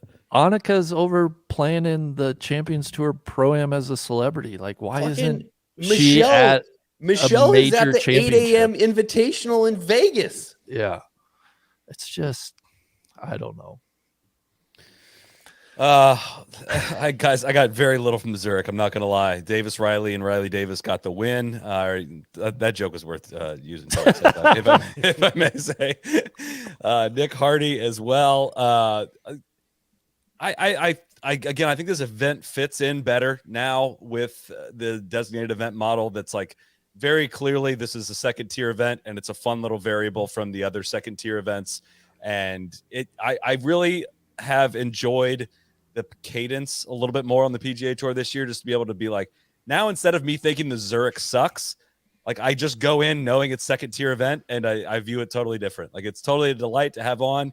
Doesn't really matter a whole lot to me who wins or who doesn't win. It's there for entertainment purposes, and it served its purpose this week, I would say, to that. So I think that's right. I was really glad to see Colin and Max play, and I love that they teamed up. And I know both guys are out of gas from the schedule the last several weeks, but I'm glad they played, and I'm also disappointed they missed the cut. What a bad showing for them. I thought the only way that this could have mattered for me is if they came out and were like kicking ass, and like maybe if like Xander and Cantlay were, kind of going head to head or whatever. That would have maybe I would have flipped over and I've been like, all right, I definitely want to watch some of this because especially in an alt shot setting. Today. Yeah, it would have had a Ryder Cup kind of feel but obviously that just was a big whiff of that. It didn't work out. So I do wonder if they should just go alt shot all the way.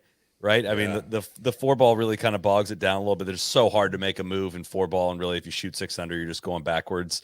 I don't have it. I mean, I'm sure, there's a lot of reasons why they don't do that. But I found some of the scores to be interesting. Like Nick Hardy and Davis Riley shot 64, 66, 63, 65.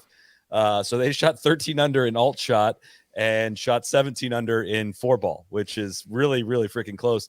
Xander and Cantlay shot better in alt shot than they did in 4-ball. Wow. They went 67-63. Again, the 63 is in alt shot, and then they went 66-66 in the weekend to not win. You know what we call that. That's a Mackenzie Hughes. But their two best rounds, number 1 and T2 rounds for the week were both in alt shot, which I found that to be – they should have won this tournament, obviously. So Keith and Sungjae were an awesome team. They were absolutely killing it in the interviews this week. That is the most personality I've ever seen out of Sungjae. Keith got a lot out of him and was kind of talking about quizzing him on what positions were for in football. And he said, "Go Bulldogs." And that's the essence of this event. I think is like embrace some of these relationships and some fun personality elements to it. And I thought that was really fun. Is it a good thing or bad thing that Duvall and John Daly played? Like, I mean, I saw that they shot like 45 on one of the 9s. Like, just like, I mean, I definitely play with a lot of guys who put up 45 on 9 and are like, yeah, that's a good score for me. But to see that, I was like, wow, that's pretty bad. Sully, I think you and Cody could have beat that. I think, like, not to, no pressure, but yeah, that's if they're horrible. looking for another veteran next year, sign me the fuck up. I might have beat that guy. This is a non-serious event. This is a really non-serious event in my mind. And the more serious you take it, the worse off it is. So through that lens, I don't have a problem with Daly and Duvall playing in it. I just, again, PGA Tour has been decimated for talent. Like there's been like a ton of talent has left the PGA Tour, and they've congregated the talent in certain events this year, right? It's a weird year. There's going to be a lot more events this year that are very laughable at how the bottom of the field gets filled out, and it has been so far to this point. So that's just a casualty of LIV is like there's, get the next guy up off the Korn Ferry list or whatever it was going to be, or past champ, or bring John Daly out. Like who's going to put some more butts in the seats? Like it's probably going to be John Daly. Like I'm sorry. And that's just a reality of pro golf. Does anybody know, did Daly ride in a cart at all this, or did he actually hoof it the whole time before they missed the cut? I'm fascinated. Who cares? I will say this. Shout out hitter alum Brandon Matthews, T7 with his partner Sean O'Hare. Like seeing that. And surprisingly, like, dude, obviously he hits the ball an absolute mile, but his short game was like pretty good when I saw him on air today. His game's gotten pretty darn tidy. I'm very excited for Brandon Matthews. This would have to involve some shuffling of the schedule, and I know that we have the silly season exhibition PGA LPGA team event, but the Zurich just screams to me as it should be one PGA player, one LPGA player. And, for sure. You want to bring juice to this event. That's the way I would be interested. Yeah, I mean, it's just weird how how you can get FedEx Cup points based off how somebody else played, right? Like that is freaking weird to me, right? Like it shouldn't be, for all the OWGR like issues that there are also out there. Like, does this doesn't factor in OWGR, does it? No. Okay, never mind. We'll ignore that part. But anyways, like you can get Torbjorn Olsen lost 10 shots to the field in ball striking this week, and his partner gained 7.5 shots. So I don't know. It's weird that you try to pretend like this actually counts in something versus it being more of an exhibition.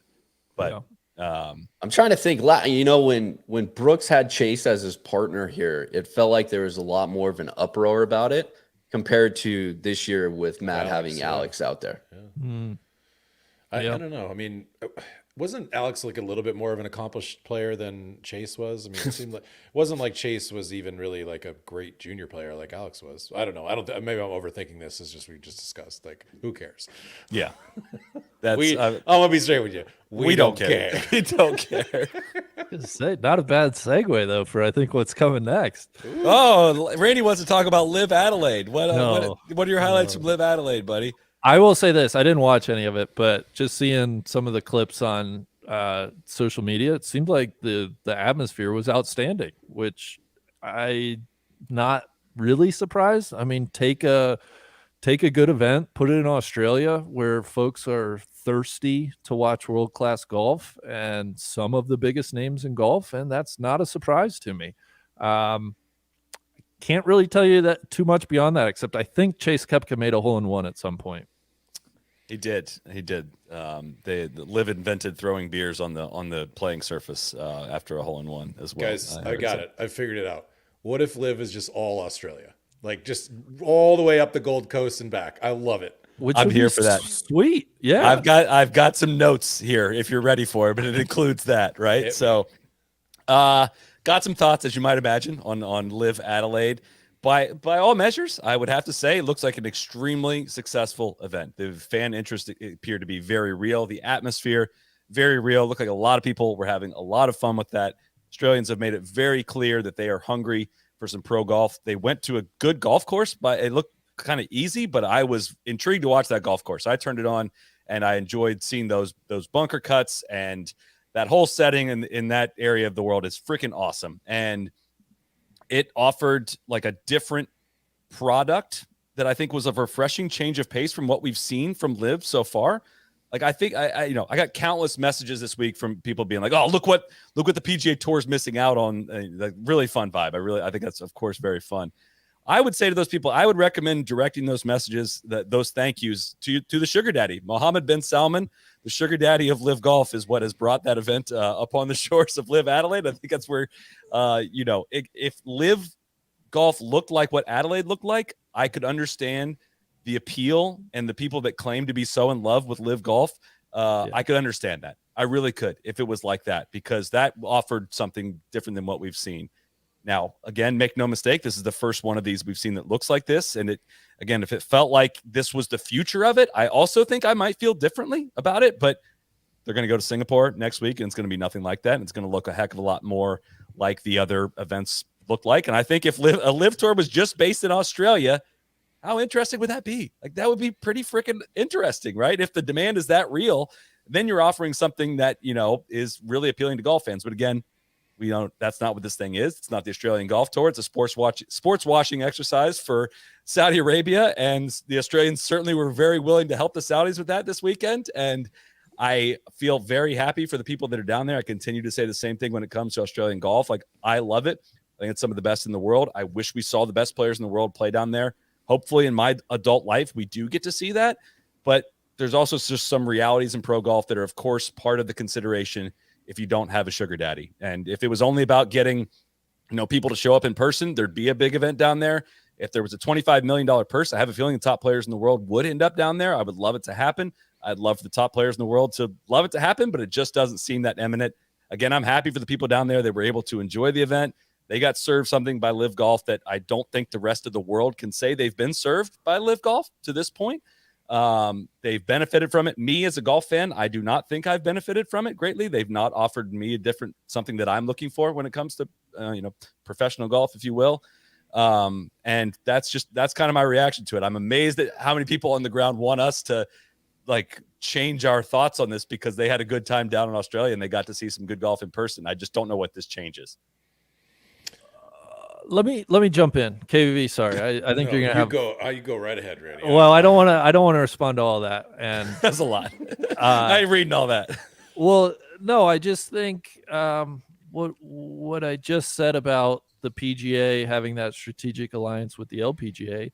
I mean, the same thing holds true with the DP World Tour, the former Euro Tour. Like, I think and especially in light of kind of the fan involvement and enthusiasm that was on display this weekend, man, Jay, figure out a way to get a real PGA Tour event down in Australia, right? Like that's like when we talk about strategic alliances and trying to grow the game, and certainly on a global level, like I just feel like that's the stuff that should really come to the forefront. So that's all I wanted to say. KVV, please react to what Solly said. So I'm with Sully in the sense of I always said that if every week was like the Waste Management, like I could see where Liv could sort of say, hey man, like we're younger, we're sort of more cool, we're the hip sort of future of golf. But it's not. Like there's a lot of tournaments at Liv that are just really, a kind of a ghost town. And so like I think it's awesome. I love Australian golf in general, just like Sully. I also think that like a lot of the blame that's constantly directed at the PGA Tour by Australian fans is a little bit unfair, right? Because, and here's why. Naive. Here's why. You ought to direct some of that blame on like Australian corporations who are not willing to put up the money to have golf tournaments there, because like obviously money runs the world. The reason why you're having a golf tournament in Australia that you care about is because someone is putting up a massive amount of money with no expectation of any return other than sort of reputational. So like if you're okay with that, then and everyone gets to make their own decision on that, then that's awesome. Like I wish that there was, I wish that money didn't run as much of the world of golf that it did, but it does. And so your anger as an Australian ought to be more directed at your own sort of, and look, you can make the argument to me that like, how dare you, like Australia's, it's got a population of people who are sort of underserved and definitely need more help. Why should we be putting money towards professional golf? Like I get that, man. We're going to have that conversation. I hear it, but man, like it's not the PGA Tour's fault that there aren't PGA Tour tournaments down there. Like it's that there are American corporations that are putting up $20 and $25 million to host a tournament. You show me an Australian tournament that would put up 25, 30, you might get like a tournament down there. You get a fall tournament down there. Maybe you could get more, Tiger Woods used to go down there for a shit ton of money, and that's not happening because that money dried up. And so like, I get that, like you've been beset by fires and natural disasters and all kinds of shit. I'm not saying you should put up this money. I'm saying direct your anger at someone else, or just kind of enjoy the sort of stuff that you have with Liv. It's great. I don't have to watch it, but I hope you enjoy it. Yeah. One counter argument to that, like the PGA Tour does continue to go after like U.S. organizations to sponsor these events, and I don't think that they're like actively searching out any organizations in Australia because they're desperate to have an Australian event. At the same time, they literally laid over when the fall schedule became what it was, and they increased Ryder Cup FedEx Cup points and everything else. They put a complete wet blanket over everything that the Aussie PGA Tour had going. The fall wraparound sucked ass for everybody. I understand that side of it, and I understand and say yes that there should be like, if they want a big event down there, there should be an Aussie corporation or somebody like that that stands up and says, "Here's the money," because yes, people will come play if you put up the money. It doesn't really matter if it's a JP McManus Pro-Am or if that's it's what this felt like, or if it's another like certified event. It does not matter. But at the same time, like if the tour really wanted something in Australia, they would have put CAA or CCA or whatever the agency out there and said, figure this out for us. That's not the case. I will say, we talked a lot at the beginning of the year about where a lot of these Live guys washed, and the Masters showed us that some of them definitely are not. And I think like Taylor Gooch is a good example. He won this, whatever the stroke play. He was leading by 10 after 2 days. He almost blew it. If it was 4 days, I'm not sure Taylor Gooch takes home that trophy, but I think like Taylor Gooch is obviously still a good player. So I would love to see Taylor Gooch do well in the majors. I would like to see him continue to play in the majors because I think he's obviously someone with the potential to play good golf. But if he doesn't, then that's what the money is for, and that's what he's chosen.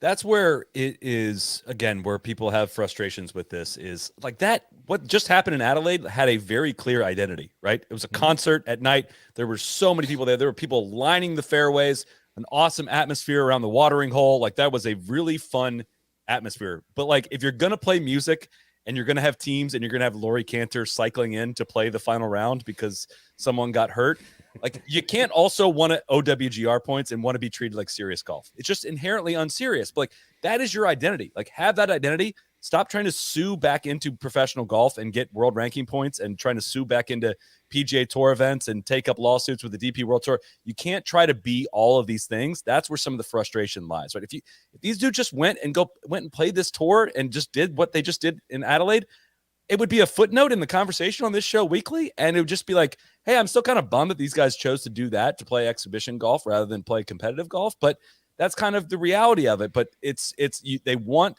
all things and you can't have all things. Right. And I don't know, this week should be a signal to them of like, again, what we are and what we should be able to do and can do.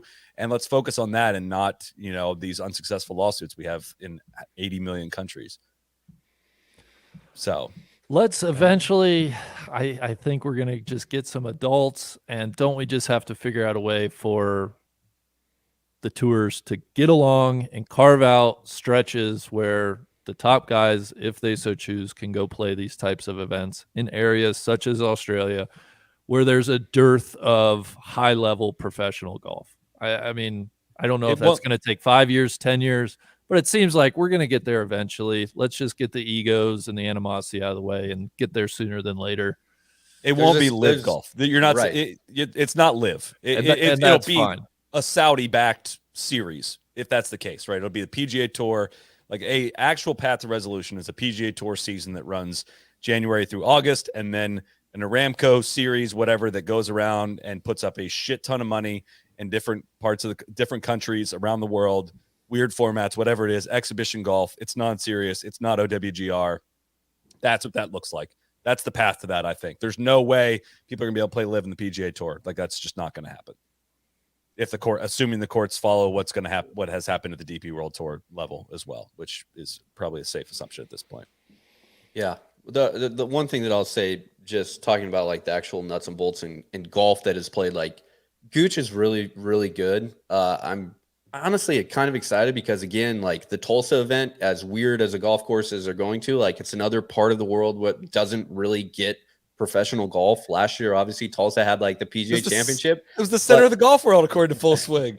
Yeah, of course. But I think that's like really cool for places that are underserved. And I think if you had asked like Liv, or if you asked the Liv supporters, we have multiple of them in the chat tonight. I appreciate them coming. 3 or 4 have been there. I know. Parker Pro, Eric, and Tour Pro. I know it's past your guys' bedtime and mommy hasn't tucked you in yet, but like, I appreciate it.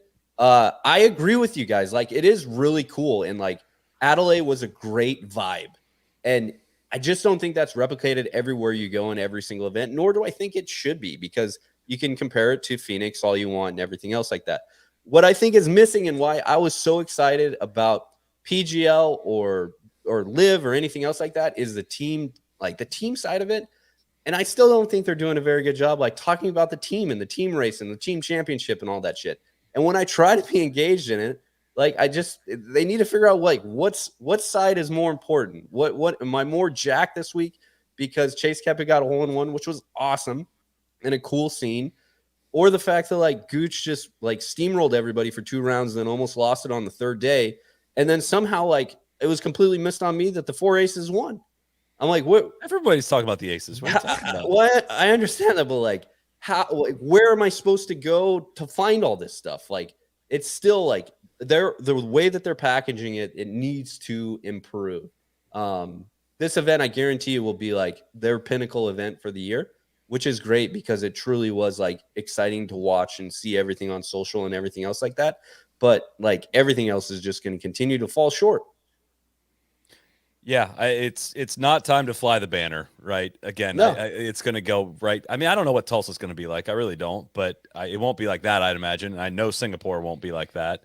And I bet they'll be chucking beers in King Abdullah Economic City. Though. Thank you for putting for not saying Jeddah, Randy, because it is a disgrace that King Abdullah Economic City and all of the virtues that it provides doesn't get recognized on the schedule. You guys are welcome to come up to me and go to the DC event or the Jersey event. I think I'm going to go to one of those. I'm going to get some boots on the ground again for some live observations. So I'm sure you guys are dying to spend time away from your families and take. I don't know if Big, did you put in permission with Big? I don't know if he's going to improve that invoice. I'm not sure that's been. Yeah, that's an out of pocket expense. It's just a drive from my house. house big. We can handle the gas money Right, for that. no I mean, per diem on that day. I'm It's sure. like- I'm sure Liv can give me the gas money. Frankly, for a little coverage, they'll just float me a little extra, little travel expenses. It's Yeah, like the don't go to TSA line where they pull the baggage out. We're gonna have to take a closer look at this one.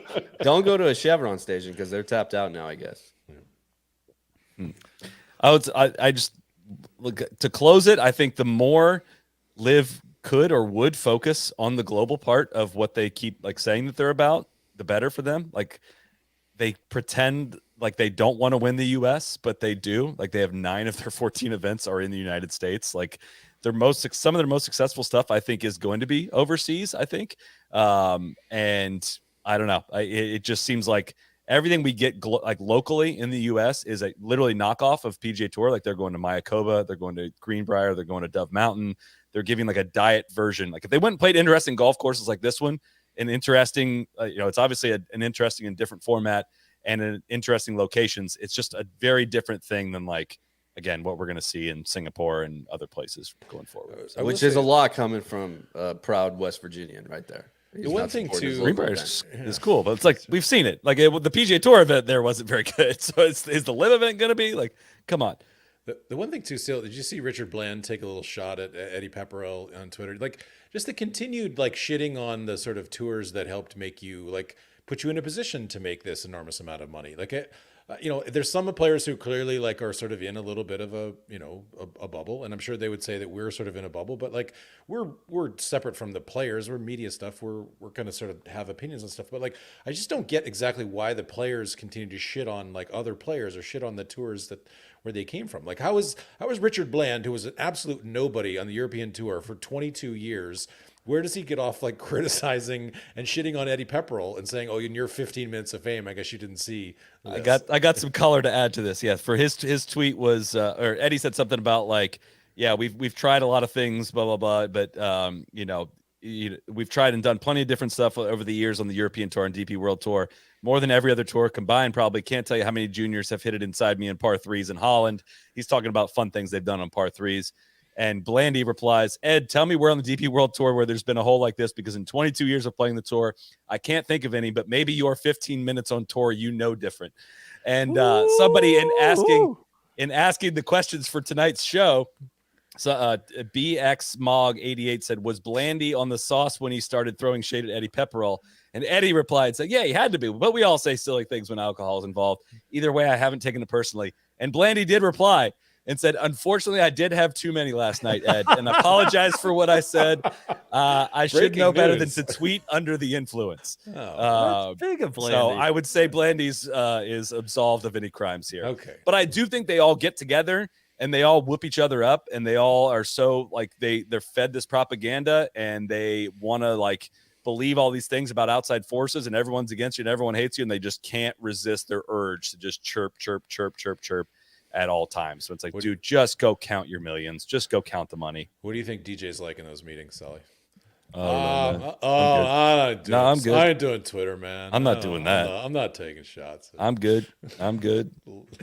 It is weird of late, like not only the players, but like their supporters, and I'll get these two chuckleheads riled up again. Like the victim mentality of being like, how come we act like this because everybody's trying to shit on something that like we're desperately trying to support? Like, no, man, like nobody is saying that you have to compare your events to like PGA Tour events. Like that shouldn't be your benchmark of like success at all.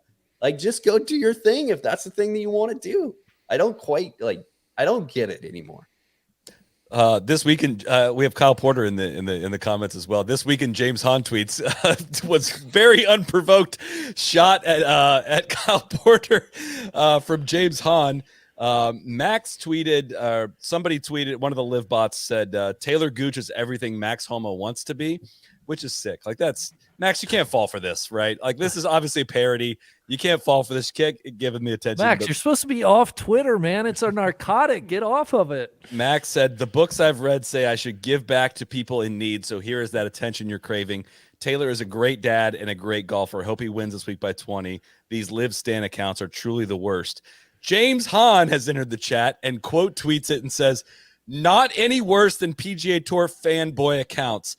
I got Kyle on my jockstrap 24/7. It's not any better than on the other side. And to think the PGA Tour is encouraging this type of behavior is absolutely disgusting.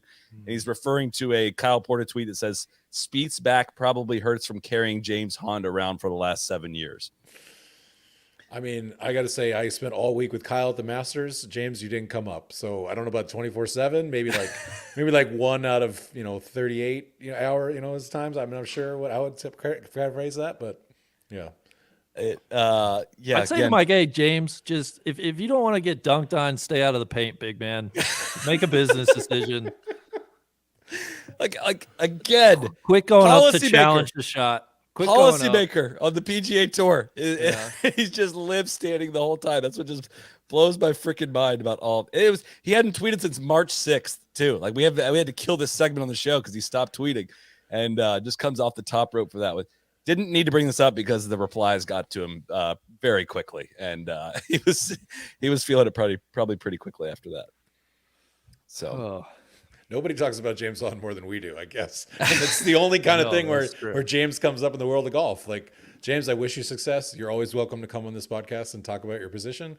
But I don't think there's any there's no PGA Tour talking points. There's no PGA Tour fanboy stan accounts. Like nobody roots for the actual PGA Tour.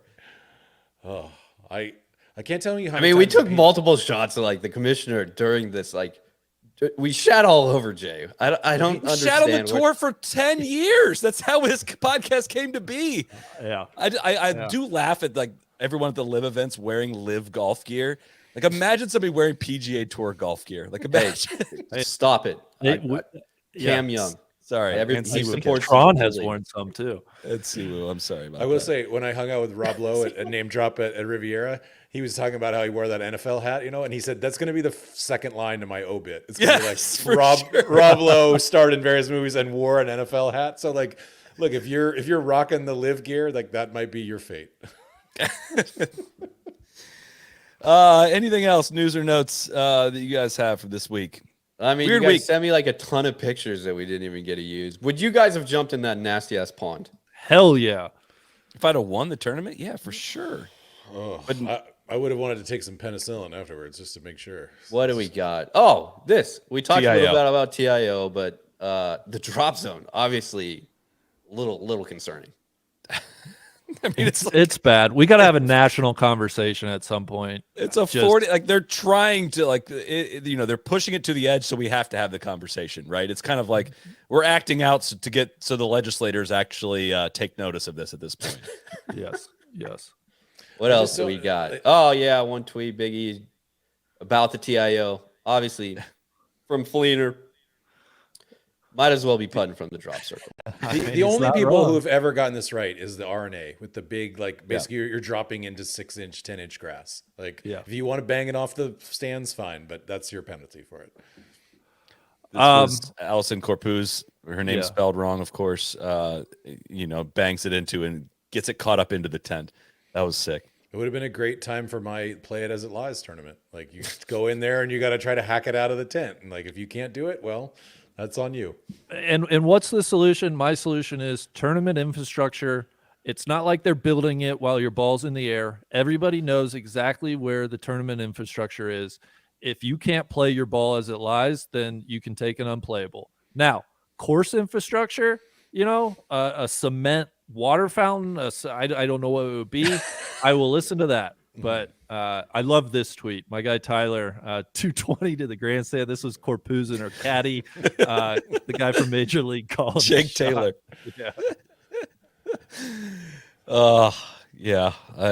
I'm not doing TIO again. That drop area was absurd. I will say that. Not good. I will say before we get out, if you enjoyed what you saw on the LPGA this week, the next several weeks is phenomenal. It's a great stretch of golf on the LPGA Tour. They're headed back to Los Angeles. They're playing Wellshire Country Club. Will be a very good event. They go from there up to TPC Harding Park for the International Crown, which is 8 teams of 4. It's essentially a mini President's Cup, if you will. The Koreans are going to be there, the Swedes, the Thai, the U.S. That's going to be a fun event. And then they go out to New Jersey, the aforementioned Founders Cup from Upper Montclair country club, just leafy Tony course. So yeah, very good stretch of LPGA action right now. I think the sun has set on this podcast just like it has at Big Randy's apartment. I can't figure out my lighting. For the life it's really, of me. it's 38 years old or whatever you are, and you can't figure out how to turn a light on. It's really tough to figure out. It's very difficult. But thanks everyone for tuning in to this version. If you tuned in live, KVV, thank you for spending a Sunday night with us. Cody McBride on the ones and twos. Yes. Big Thank Randy you, Cody. leading the charge on all things LPGA this year. It's been a lot of fun. You guys have greatly influenced and helped my me keeping up with the LPGA, just hearing you guys chat about it on a semi-monthly basis, whatever it is. It's been great. So very additive to our content. And thanks everyone for tuning in. Thank you to High Noon, Titleist, and Rowback, and Karen Stupples, Justin Ray. I believe that is everyone. Good night, and we'll be back here next week. Cheers. Cheers. Cheers.